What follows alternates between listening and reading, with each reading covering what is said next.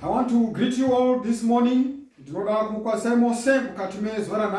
we meet again for another edition as we explore the word of God. Mukati mezwara nasi mufaro wangu kuti ndikuchingamidzai mose. Ndinoda kukuchingamidzai mose zviro kwazvo mukati mezwara nasi apo tinosangana tichienderera mberi tichitaura zvimwe zvaJesu. Mukati mezwara nasi chidzidzo chedu chine musoro unodakadza chose unotiwo, Thy way, O God, is in the sanctuary. Nzira yenyu Mwari iri musanctuary. Musoro wechidzidzo chedu unotorwa pavhesi inowanikwa kuna Mapisarema chapter 77 verse 13 inotiyo, Thy way, O God, is in the sanctuary. Who is so great a God as our God? My brothers and sisters, nasi part 1. Kwendo kunotevera tichaita part 2 yatinozopinda into greater detail of the subject of the sanctuary. But nasi we are going to fly past kuti kupe chidokwa nenzwisa yenyaya the sanctuary message. I know kwa zhinji vachanzwa nasi pamasaisaya muchatenderana nini kuti pamwe ndenge kutanga mukati meupenyu hwako kuwa about this message which talks about the sanctuary. But Mapisarema chapter 77 verse 13 says, Thy way, O God, is in the sanctuary. Nzira yenyu Mwari iri mu sanctuary. Who is so great a God as our God? Mubvunzo kutovunzwa na Mapisarema aDavhidha verse 13 ya chapter 77. Mukaringa book rinonzi Selected Messages, volume 1 page 67, kana Christ in his sanctuary, page 5 paragraph 2. Inotiyo, the minds of believers were to be directed to the heavenly sanctuary where Christ had entered to make atonement for his people. The correct understanding of the ministration in the heavenly sanctuary is the foundation of our faith. Evangelism, page 221. Pakunzi panapa kuhwisisa kwebasa riri kuitwa musanctuary yokudenga ndiyo foundation kana kuti hwaro hwekutenda. So in other words, it is imperative, it is very critical, it is very important for believers to understand the subject of the sanctuary as it is taught in the Bible. Ndinotenda kuti vazhinji inotori Greek kanitotaura nokuti hamusati makambosangana nazvo zvedzidziso inotaura pamusoro pe the sanctuary. But come with me into the Bible as we explore these passages that talk about the sanctuary of God. My brothers and sisters, idonzvo raSatan rokuita unsettle the faith of God's people in the doctrine of the sanctuary in these latter days. Satan wadiveta vanhu attention yavo from dzidziso the sanctuary nemhaka yekuti it plays a critical role in the redemption of mankind. The way sin is dealt with by God cannot be fully discussed if we do not go back to the sanctuary. In actual fact, Mapisarema yatotaura kuti nzira yenyu Mwari iri musanctuary. In other words, those who come to the Lord, they go to him through the sanctuary. In other words, it occupies a central position in the ministration and the cleansing and the handling of sin, the disposal of sin.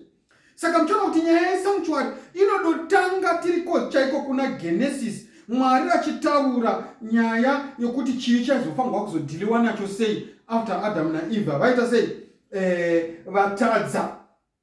Saka mchona kuti kwanzi Satan can skillfully play the game of life with many souls, and he acts in a most underhanded, deceptive manner to spoil the faith of the people of God and to discourage them. Amuzwana, Satan kana oda kurasha vanhu unoshanda nenzira iri so deceptive, underhanded.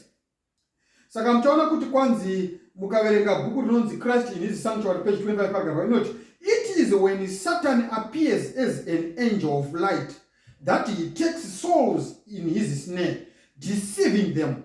Men who pretend to have been taught of God will adopt fallacious theories, and in their teaching will so adorn these fallacies as to bring in satanic delusions. Thus Satan will be introduced as an angel of light and will have opportunity to present his pleasing fables. Kwanzi Satan are dangerous when he appears as an angel of light. Saka Satan akaziva kuti kana akauya nenzira inoratidza kuti izvi hazvisi zvechechi, hamungamugamuchiri. Saka kwanzi ari more dangerous when he appears as an angel of light. Kana vanhu vakahwisisa, maKristu tererai munhu, mukahwisisa kuti Satan kana oataka vana vaMwari anozviintroduce kuti he appears as an angel of light.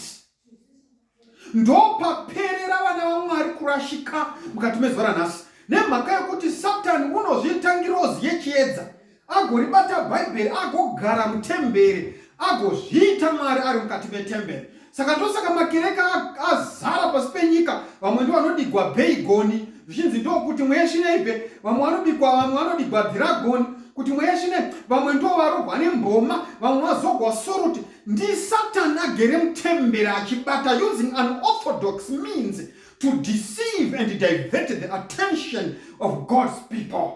But mchaona kuti when he appears as an angel of light, he becomes more dangerous. These false prophets will have to be met. My brothers and sisters, vaprofita venhema vakaburukira panyika, tinofanira kuti tisangane navo head on and stand by a plain, thus says the Lord. Why they will make an effort to deceive many people by leading them to accept false theories. Many scriptures will be misapplied in such a way that deceptive theories will apparently be based upon the words that God has spoken. Why when the false prophets come, avatauri vanotoshandisa mavhesi neBhayibheri, but they misapply. Reason why people are getting deceived. Kwanza, I know that the sanctuary question stands in righteousness and truth, just as we have held it for so many years. It is the enemy that leads minds off on side tracks. He is pleased when those who know the truth become engrossed in collecting scriptures to pair around erroneous theories which have no foundation in him. Parikuburiswa pachena kuti nyaya the sanctuary message yatoda kudiscussa nayo this weekend, the other week, part 2. Inyaya yakatomira mukururama nemuzvokwadi. Inobetsera kuti munhu kana akaihwisa zviri nani anogona kuziva zvakafanira nezvisina kufanira pakutenda. Muchaona kuti nyaya the sanctuary message, if I may take you a little back in history, tichabata that in detail pa part 2 yedu. Vana vaIsraeri infeti kutanga, regai titi isusu kutanga kwakatanga Adam na Eva vatadza pana Genesis chapter 3 verse 15. Makani anikuna Genesis chapter 3 verse 15. The Bible says, "And I will put enmity between thee and the woman, and between thy seed and his seed. It shall bruise thy head, and thou shalt bruise his heel." This was the first message yakataurwa naMwari, yaitaura pamusoro peredemption, rudzikiriro rwaizouya pakati paAdhamu naEvha. Nokuti Satani paanofurira Adhamu naEvha, iye wakafunga kuti ava neukama husina angagona kupatsanura pakati pake naAdhamu, hoko waita nhapwa dzechivi. But Mwari paanofamba mukati mebindu reJeriko ofefetera kovira, achipronounza kuti ko naye Adhamu ripi, zvikanzi ndakuhwa inzwi renyu ndikavanda, ndizvoka Mwari obva avunzanisa mukadzi wamakani pa all those things. When God now pronounced that sentence upon the snake or the devil, he then says, "Ndichaisa ruvengo pakati pako iwe Satani nemukadzi kuti nemhodzi yomukadzi."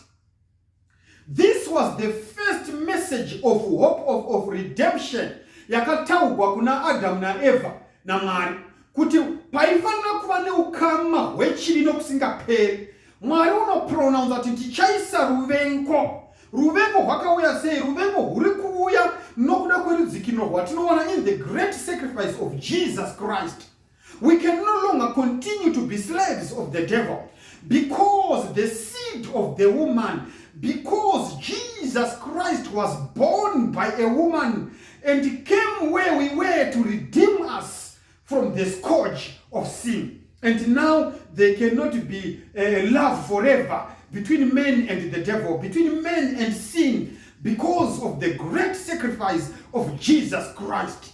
So you will find that when this sentence was uttered in the hearing of our first parents, it was to them a promise. Could the power of the great adversary would finally be broken. Though they must suffer from the power of the mighty foe, they could look forward to the final victory. Saka kana mukaona nyaya hii, the heavenly angels, they fully opened to our first parents that the plan had been devised for their salvation. Mukafamba ninyacho zvakanaka, muchaona imimi kuti kubva zuva iro riva drive out of the garden, they started to make sacrifices at the gate of the Eden. Pakanga pani makerubi aya aiva nemaflaming swords akanga akarinda ipapo. Ndipo vakatanga kuti masacrifice Adam nemburi yake and his generations, sacrificing unto the Lord for the atonement of their sins. Ndoda kuti muzive kuti nyaya yesanctuary vano mukaverenga muna Exodus munoona kuti vana vaIsraeri zuva nezuva vaiti kana vatadza kwaiva kune the daily sacrifice, the morning and the evening daily sacrifice. Saka kana munhu atadza waitora chigwai chake kana kuti chimbudzi kana kuti njiva wobva waenda nayo kusanctuary. Kana aenda nayo kusanctuary, muka iya yaindourawa. Kana yaurawa ropa raichingidzigwa. Ropa kana rachingidzigwa ndo raizopinda nemuprista mukati the holy place, paaizoenda ondosprinkler the blood on the curtain divider between the holy and the most holy place. So that was the sanctuary, but this signified the transference of sin from the sinner to the animal, and that blood that was sprinkled yaifulfilla the statement yakarehwa naMwari kuti nemusi wauchadya muti you shall surely die. Saka the purpose of the animals that were being sacrificed was to keep before the eyes of the sinner that he was supposed to have died instead of that animal. But now pawanikwa chatora nzvimbo yake. Saka this lamb yaiurawa signify the lamb of God. Munoverenga imi pana Johani paya, John achibhabhatidza anoona Jesu achiuya oti behold the lamb of God that taketh away the sin of the world. So in other words, the sanctuary message, it centers around the work and the ministry of Jesus in terms of the redemption of men. Saka muchaona kuti kana takatarisa nyaya yachona, the sacrificial system yashandiswa musanctuary inongota center around Christ. The sin of our first parents brought guilt and sorrow upon the world, and had it not been for the goodness and mercy of God, would have plunged the rest into hopeless despair. Muchaona kuti pakadonha munhu mukati mebindu reEden, zvingane zvakaunza rufu immediately, but chakaita kuti vasafa inyaya yekuti zano reruponeso rokudzikinurwa kwemunhu, which was laid from the foundations of the world, was now kicked into operation. Saka Jesu unomira oti I'm going to die for them. Saka mchona kuti pakatadza Adam na Eva, zvakatsvaka kuti pawanikwe gwayana rinova Jesu. Regai ndikuverengera statement panapa. The law of God existed before man was created. Ndoda kuti mubate pfungwa iyi zvakanaka. Ngenyi Jesu wakafanira kuti iye agozofa uyezve the nyaya the sacrifice system of the sanctuary message yandoda kuti muise panapa. The law of God existed before man was created. The angels were governed by it. Satan fell because he transgressed the principles of God's government. After Adam and Eve were created, God made known to them his law. It was not then written, but was rehearsed to them by Jehovah. Kurunzi mutemo wa Mwari wakanga uchingoripo munhu asati asikwa. Mutemo wa Mwari wakanga uchingoriko ngirozi dzisati dzasikwa. Ngirozi dzasikwa, they were governed by the law of God. Those 10 commandments, they were governed by that. Saka Satan panunzi akadona nemhaka yekuti he transgressed the principles of God's government. He broke that very same law. Saka Adam na Eva vatadzawo zvakare. Zvinonzi this law was made known to them. It was rehearsed to them by Jehovah himself. Saka pano toda kuti mubate fungwa yokuti Adam paanodona, nothing was taken from the law of God. The principles of the 10 commandments existed before the fall and were of a character suited to the condition of a holy order of beings. Mutemo wa Mwari hauna kuchinjwa nokuti Adamu na Eva vadona. Aiwa, uyezve mutemo wa Mwari pawakavapo from the foundations, because mutemo wa Mwari represents his character, his unchangeable character, the character of ages that does not change from eternity to eternity. Zvikanzi this law yatiri kutaura nezvayo, it was of a character suited to the condition of a holy order of beings. Mutemo wa Mwari wakafanira a holy order of beings. It's not suited for sinners. Sinners cannot comply with this law alone. Nesimba ravo, nechisimba chavo kuti ndozvo. Kuri kutonzi Adam na Eva pavakasikwa, they were holy and they were suited for this law. Vaigona kutorarama zvakanaka, vachitoterera zvakanaka before sin. But when they fail, they then fell short. Yokuti vaterere murayiro waMwari. Zvinonzi wakadona. It means kuti wakadona pa that high state of being able to live by the commandments of God. But now that they are fallen, or the sinner is fallen, he can't.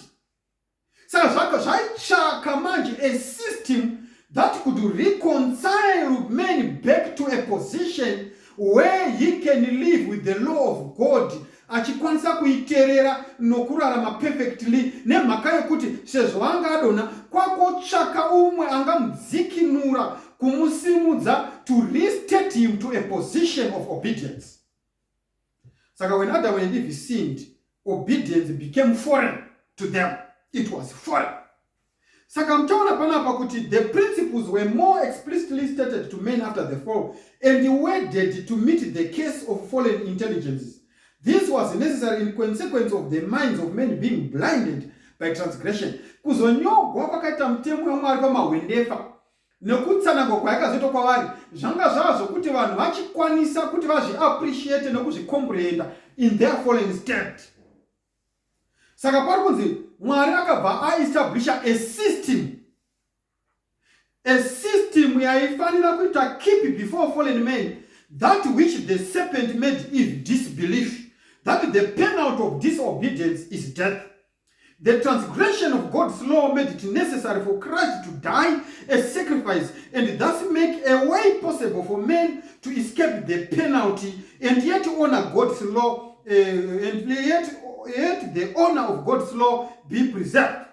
The system of sacrifices was to teach men humility in view of his fallen condition and lead him to repentance and to trust in God alone through the promised Redeemer for pardon for past transgression of his law. The very system of sacrifice was devised by Christ and given to Adam as typifying a savior to come. Saka nyaya yamasacrifice manje yakatodesignwa naMwari kuti God established a system that required the sacrifice of beasts to keep before man that which the serpent made Eve disbelief. Nyaya kuti the penalty of death, the penalty of sin is death. Saka nyaya the sanctuary yekushandisa masacrifice kwaitwa navana vaIsraeri yaiva system yakaiswa naMwari yokuti zvirambe zviri fresh pamaziso avana vaMwari kubva kuna Adamu, ekuziva kuti mubayiro wezvivi ndirwo rufu. Asi this sacrifice zvakare yaifanira kupoinda kuti kune gwayana rinova Jesu rakawanikwa rakazvimirira kumfa in our stead.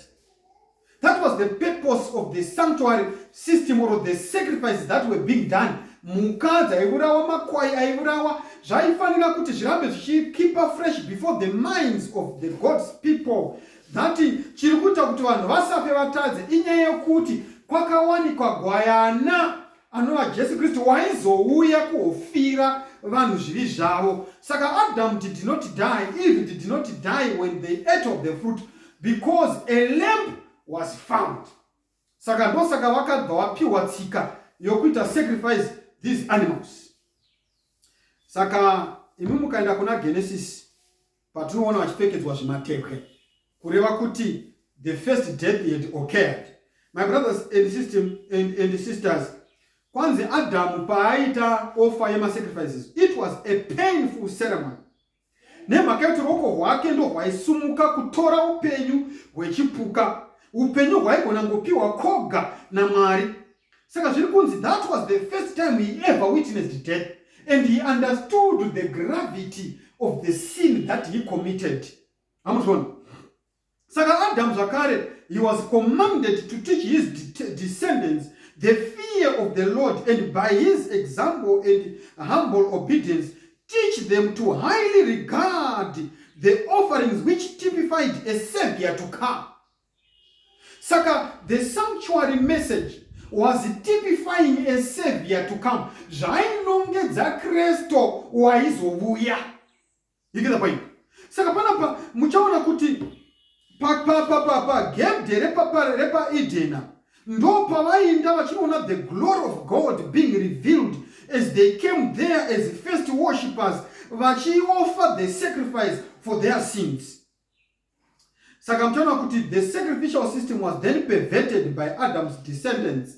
Superstition, idolatry, cruelty, and licentiousness corrupted the simple and significant service that God had appointed. Saka mtaona kuti zvakare the sanctuary yavakavaka pano pasi, temberi yavakavaka pano pasi paifanira kuzoitwa zvibayiro izvi. The holy place, the most holy place, the outer court, matable akanga ari mukati nemicheka irimo, the mercy seat, all those things which we are going to learn in part 2. Zvakanga zviri a pattern of the heavenly sanctuary.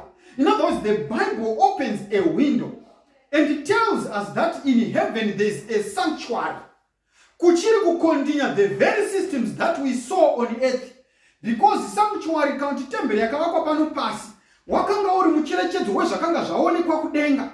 Aoneswa kudenga Moses anonzi chiita izvozvo sezvawaona kudenga, which means in heaven there is a sanctuary, and Jesus is now the minister of sanctuary. Ndosaka kana tenda kuna vaRoma nekuna vaHebheru totsanangurirwa kuti Jesus is our high priest.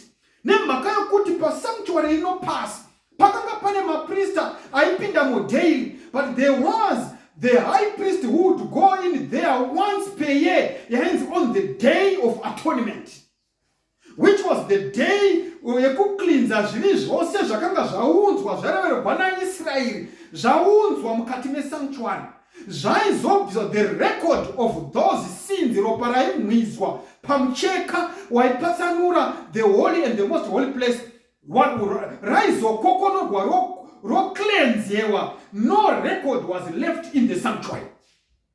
But we are now told in Exodus chapter 25 verse 8, and the Bible says, let them make me a sanctuary that I may dwell among them. Mapisamba 17:13, thy way, O God, is in the sanctuary. My brothers and sisters, how I pray that we understand this concept. The sanctuary forms the backbone or forms the foundation of our faith. We are nothing if we do not understand what is happening right now in heaven, where Jesus is in the sanctuary. Reason why rugwaro rwa Matthew chapter 24 which is otaura kuti kana Jesu ouya kuna Matthew kana Jesu ouya kuna vazhinji vachazochema kana pana Matthew 25 vachichema kuti kwaiswa takabvisa mweya shina nezita reJesus andina kumbokuzivai. Why? Because they did not follow the Lamb into the heavenly sanctuary where he is doing the closing works of dealing finally with sin. Saka mtiona panapa kuti Exodus chapter 25 verse 8 note, let them make me a sanctuary that I may dwell among them.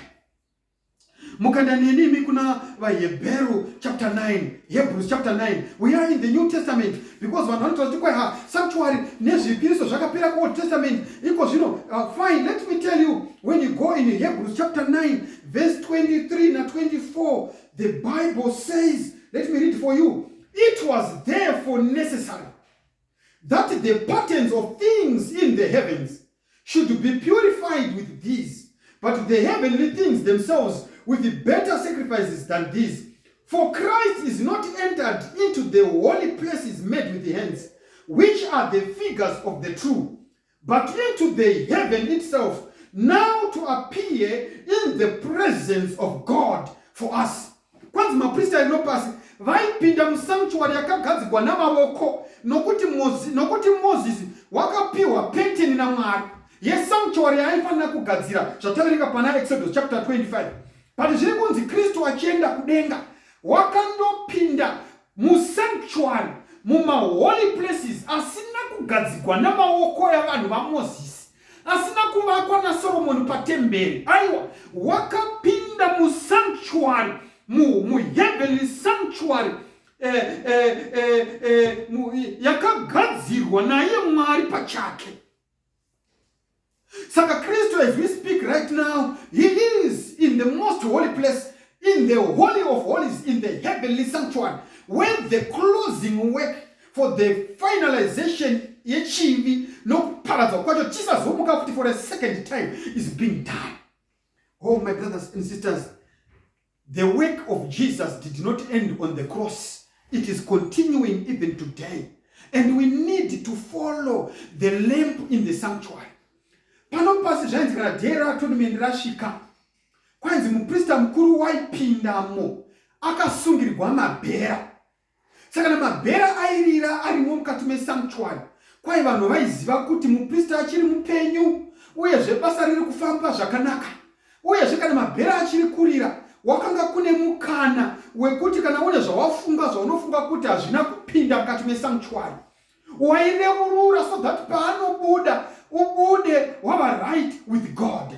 My brothers and sisters, as we see the signs of Jesus coming, of the season of Jesus return for the second time, dzakarehwa kuna Matthew chapter 24, kuchava kune dzinzara, kuchava nezvirwere zvisingarapiki, vanhu vachava vasingaongi, vanhu vachafa seunyunyu. All those signs dzokuti Jesu wapere nokuya, those are bells, mabhera arikurira anoratidza kuti Jesus, our high priest, is still in the sanctuary, but anytime very soon wamanja inorira zvaitwa zvapera, and he is going to come out of the heavenly sanctuary. And kana zvinhu zvako zvisina kupinda mukati mesanctuary, rushambwa kuna vakaita seivavo, nokuti kuchava nekugeda kwemeno.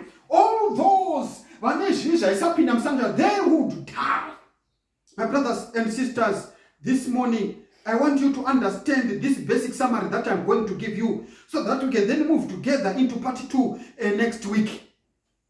Panobudiswa pachena kuti Mwari pagomo anoratidza Moses the heavenly sanctuary, and he commanded him to make things according to the pattern shown him. And all these directions were carefully recorded by Moses, who communicated them to the leaders of the people. Saka sanctuary yakavakwa na Moses pawaita sacrifice, it was a miniature, it was a small version of what he had been shown kudenga. Zvakanga zvaratidzwa Moses kumsoro kudenga, ndo zviri kurebwa pana. Saka mchona, it was a figure of things in the heavens.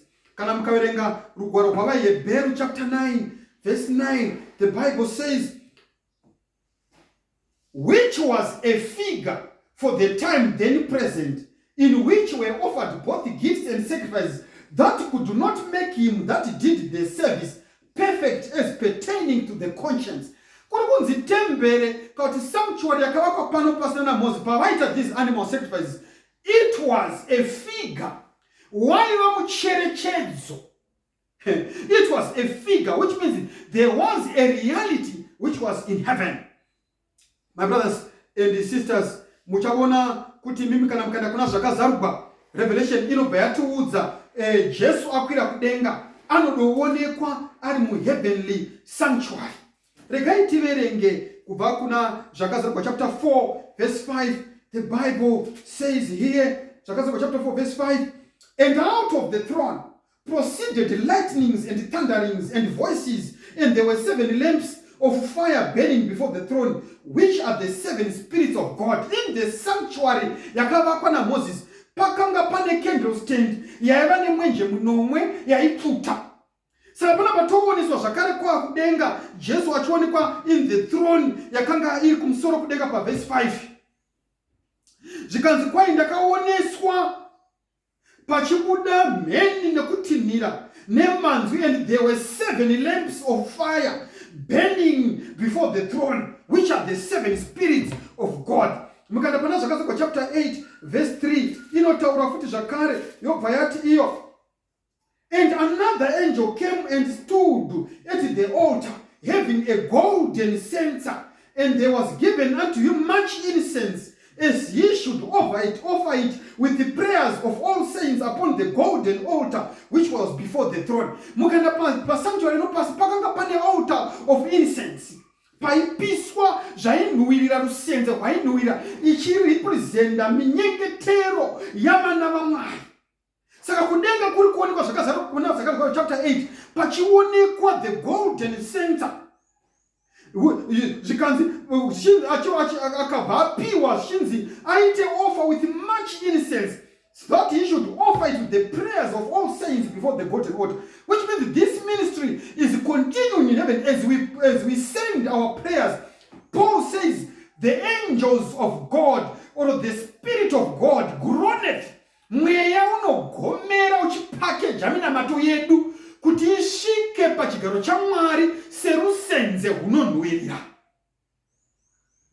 And these prayers can only be accepted in the person of Jesus Christ. Reason why Psalm 77 verse 13 said, thy way, O God, is in the sanctuary. Kureva kuti kana zvisina kupinda napana muprista mukuru iye ari kuofa rusenze hunonhuhwirira, the sacrifice of Jesus on the cross, ndiyo the sweet smelling aroma inoita rise before God the Father. For us to be accepted, we are accepted in the beloved. We are accepted through Jesus.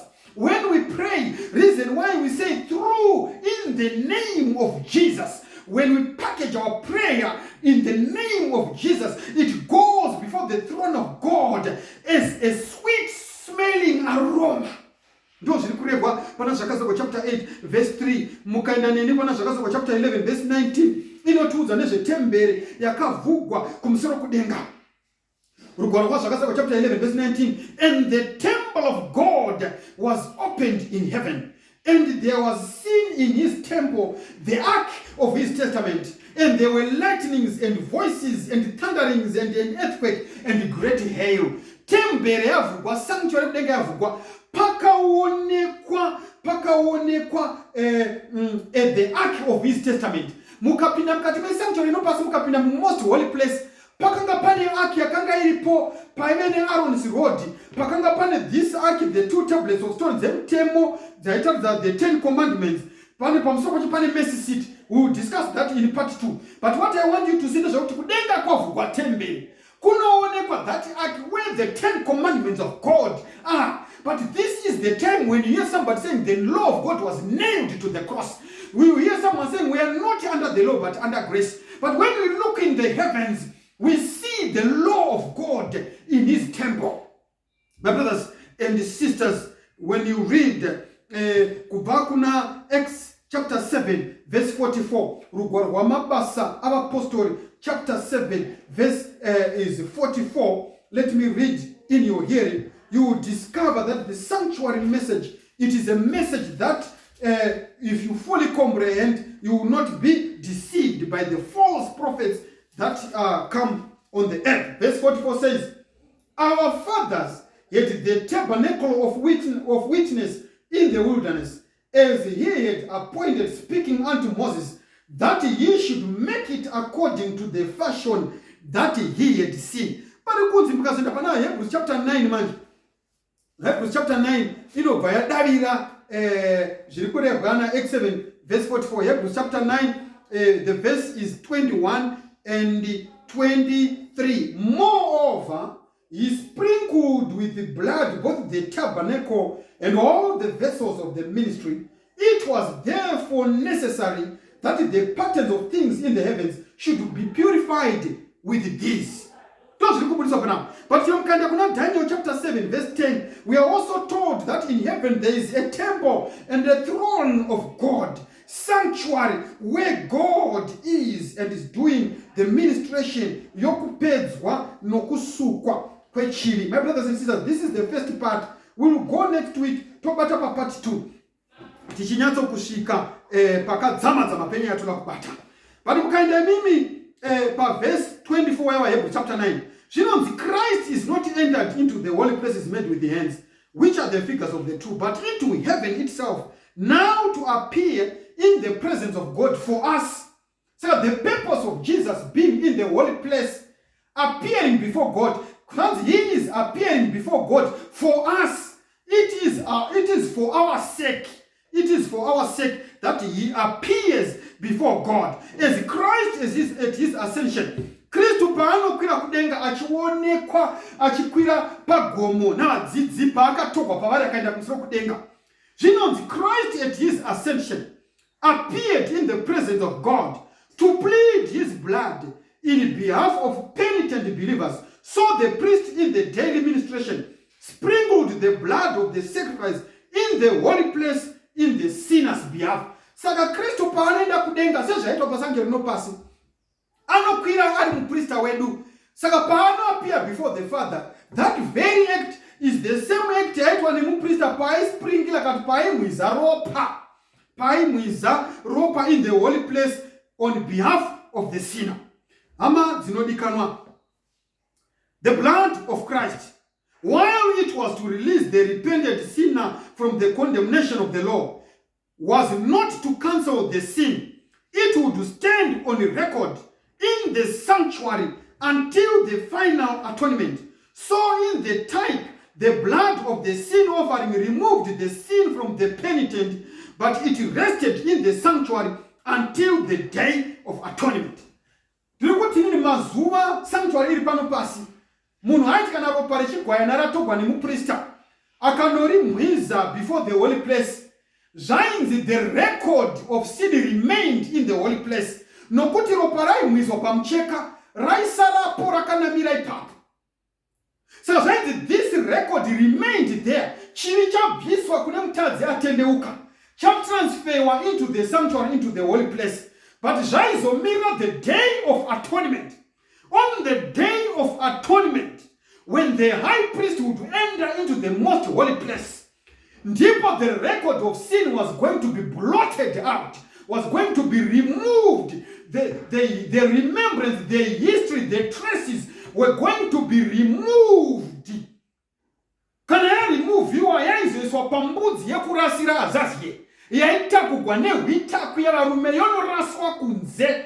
And in Israel would now say, we are at one minute.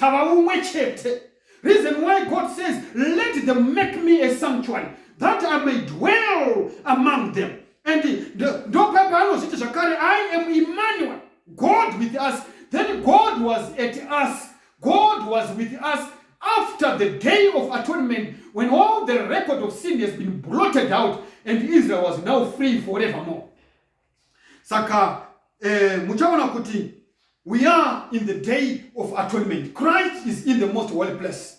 And we are to ensure that our sins are brought into the sanctuary.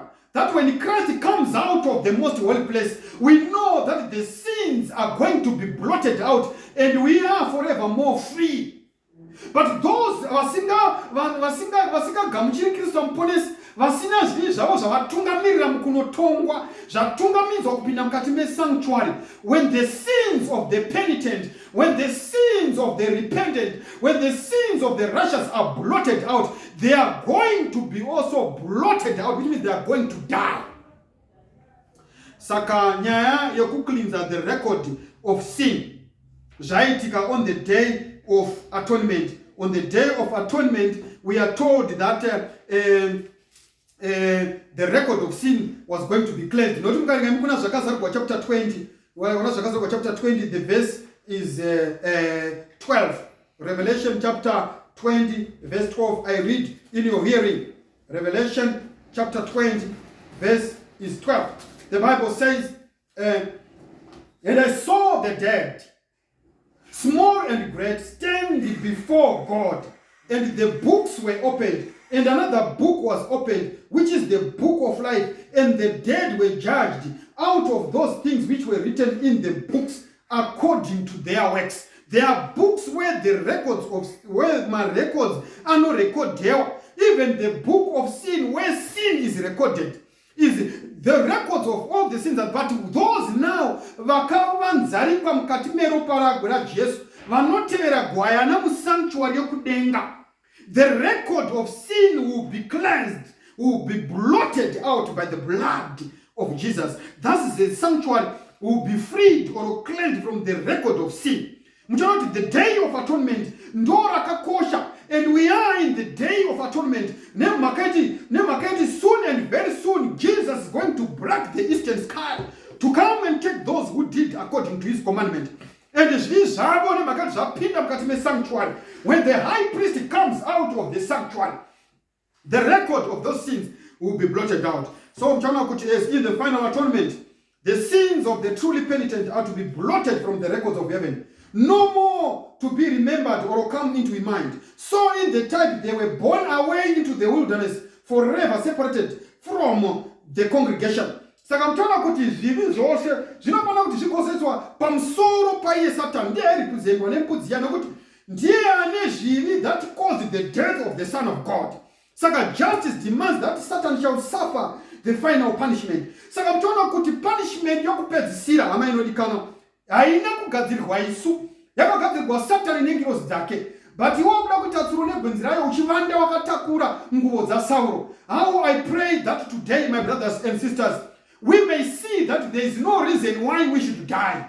Nemakayo kuti Christ died in our stead. Ours is life forevermore. We are supposed to go before Jesus, crying and sighing for the sins that are happening in our lives, crying and sighing for the sins that are happening in the world, and plead for that blood of Jesus, the precious blood of Jesus, of the Lamb.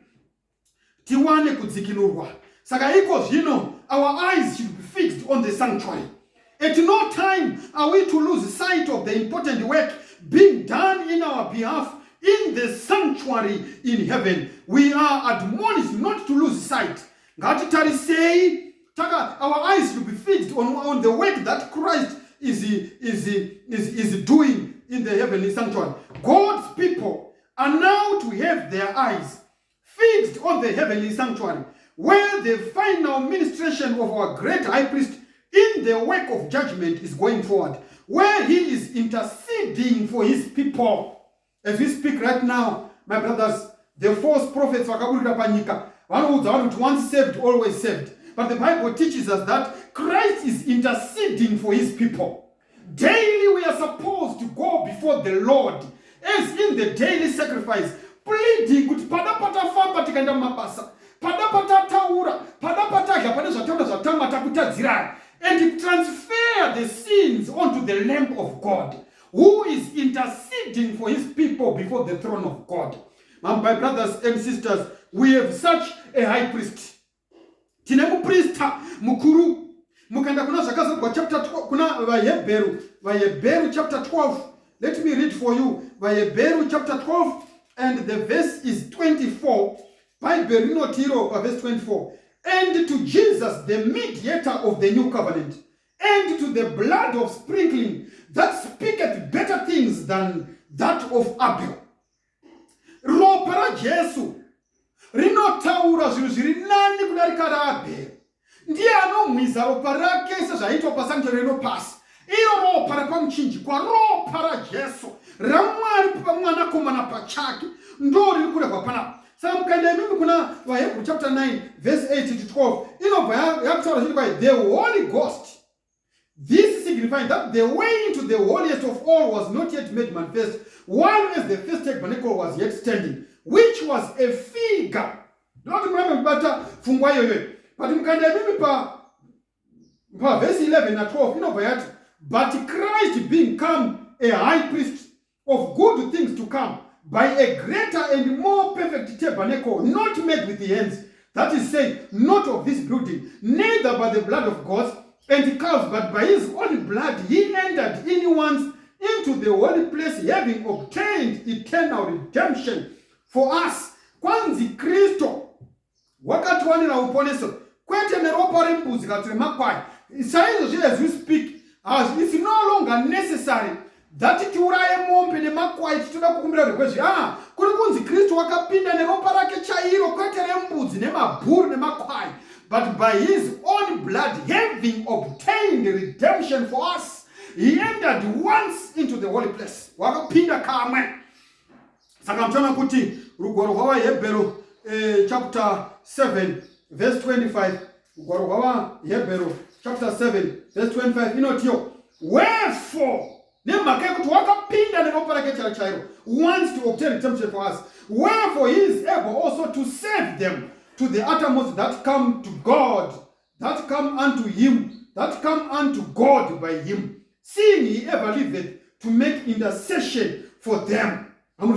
Saka kurunzi kwai na izozo, he is more than able to save them. Vanouya kuna mari through him. While Jesus ministers in the sanctuary above, he is still by his spirit the minister of the church on earth. Kristo ndiye mprista wekereke pano pasi. He is our high priest. He is our advocate. Christ is not entered into the holy places made with hands, which are the figures of the true, but into the heaven itself, now to appear in the presence of God for us, nor yet that he should offer himself often as the high priest entered into the holy place every year with the blood of others. For then must he often have suffered since the foundation of the world. But now, once in the end of the world, he appeared to put away sin by sacrifice of himself. Saka Jesu wakapinda mukati metembe kuti apedze zvivi zvedu nokuzvigeza nokuzvisuka. The sanctuary in heaven is the very center of Christ's work in behalf of men. It concerns every soul living upon the earth. It opens to view the plan of redemption, bringing us down to the very close of time, and revealing the triumphant issue of the contest between righteousness and sin. It is of utmost importance that all should thoroughly investigate these subjects and be able to give to everyone that asks them a reason for the hope that is in them. My brothers and sisters, Jesus is our high priest. Jesus is our advocate, not the man of God. Muprista ne muprofita wekwako agoni kukuzati zvivi zvako zvaregerekwa. He is not your high priest. Muprofita wekuchechi kwako na mufundisi na mudikoni na elder wekwako yeye anoti wemure kwandiri. He cannot do that because he is not your advocate. He is not your high priest. He is not in the temples that are in heaven. Nekuti Jesus appears on our behalf before the Father. Ndirikuti muprofita wako onongoti papa yeye agoni kukupindira mukati me sanctuary in heaven. How I want to invite you to accept Jesus. He is the only one. He is the only one who can present your case before God.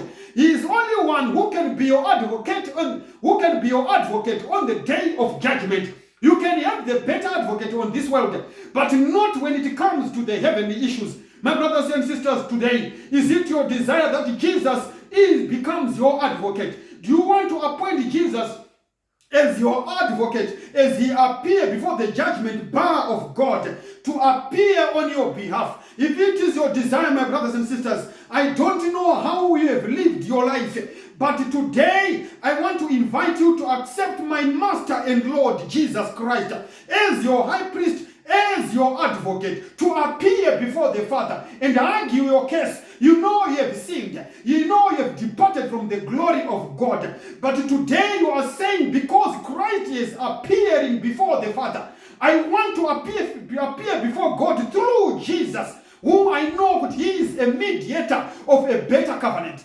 Munamato wako era mukati mezvara nhasi Kuti I want to receive Jesus as my personal savior. I want to receive Jesus as my high priest.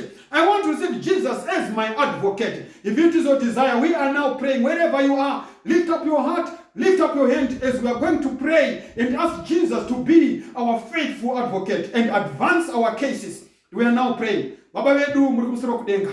Tunakumubongai mukati mezora nasi. Matipa waro mukatibudisa pachena. Kuti there is a sanctuary in heaven. Tasumudza maoko yedu, tasumudza moyo yedu. Kumugamuchira ise muprista wedu. Kumugamuchira ise advocate wedu. We have sinned and fallen short of the glory of God. But tinodzoka tichiziva kuti in the efficacy of your blood. Tinoziva kuti when you appear before God, imindimo mune rusenze hunonhuwirira, a sweet smelling savor unto the Lord. Tinokumbira umwari panguva ino to receive you. We bow before you, we kneel before you. Kuti Lord, forgive us for all our transgressions and accept us in the beloved. Tigamuchire mwari mukati mezora nasi. Tikanganwirei, tiruramisirei. Tinoshuvira kutanga pacha. Takabata zvakasiyana siyana, zvikwambo, mashari noupongwe nezvese zvinonyangadza takaita mwari. Asi mukati mezora nasi nokuti mativimbisa kuti tikauya tikazvivanzarika mukati meropa raJesu, the only true Lamb, we know that our records are with you. You appear before the Father. You plead our cases. When the trumpet shall sound, we know we shall meet you in peace. Nemhaka yekuti Mwari munenge makatikanganwa matiregera nyasha dzenyu dzive nesu kubvira zvino kusingaperi. Muzita raJesu tinonamata. Amen.